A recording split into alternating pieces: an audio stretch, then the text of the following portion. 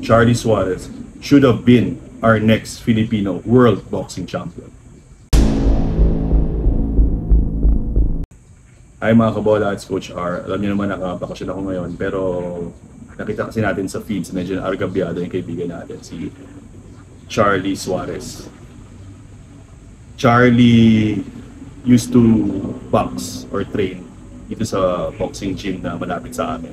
And sinuport niya ako during the early days of my vlogging career. Nagpa-shoutout tayo dyan. Shoutout sa followers ng Solo Traveler. Solo Traveler. Patuloy niyo pong supportahan yung page ni Sir and Facebook official page and Sa YouTube. YouTube channel and also sa Instagram, sa lahat ng aspekto. Kasi isa po yan na sumusuporta sa aming mga atletang Pilipino, hindi lang sa boxing kundi sa buong atletang Pilipino na bibigay karangalan sa ating bansa. I-support po natin yung mga katulad na ni Sir sa Solo Traveler. And we just wanted to support him also in this time of need, no? Kasi nga, dapat kahapon world champion yan, pero medyo na-rock, no? So if you're not into boxing, I'm not an expert, no? Pero kasi feeds yung bout, and obviously na-rock siya, no? So the issue was, start of the 8th round, tinigil yung bout. Why? Because yung kalaban niya, si Emmanuel Navarrete, was the champion. Dumugo ba ng forehead dito sa may taas ng eyebrow. Madaming dugo, no? So tinigil na, unfit to continue. So that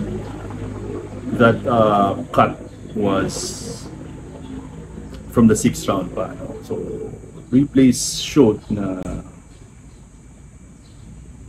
nasuntok talaga ni Charlie Suarez sa taas ng mata si Navarrete, no? Kasi kiniklaim ng referee ito sa headbutt.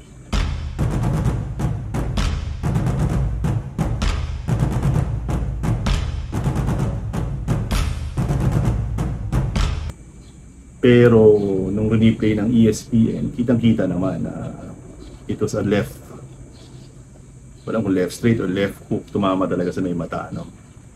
Tapos ang nangyari doon, kaya lalong dumugo, medyo nung nag-clash sila ng heads, hindi naman talaga tumama. Kasi kung headbutt, but si Charlie medyo may hilo, no? Kasi medyo pag nag-headbutt kayo, naparamdaman mo, yun yung sinasabi niya, hindi niya naramdaman.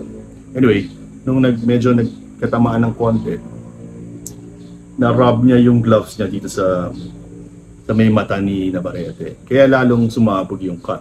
Kasi kung i-rub mo lang naman yung gloves mo gano'n, na walang sugat yan, walang yangyari, no? Pero pag ano na yan, pag sugat na yan, pag medyo pagana yan, pag ginanon mo, sasabog talaga. So yun ang nangyari. So obviously it was a punch. Wala namang issue kung sino lamang at that time, no? Kasi sinasabi ng iba, lamang naman yung Mexican eh. Okay, sige, lamang sila. Pero ang issue dyan, at the time na stinap yung fight, punch ba o accidental headbutt?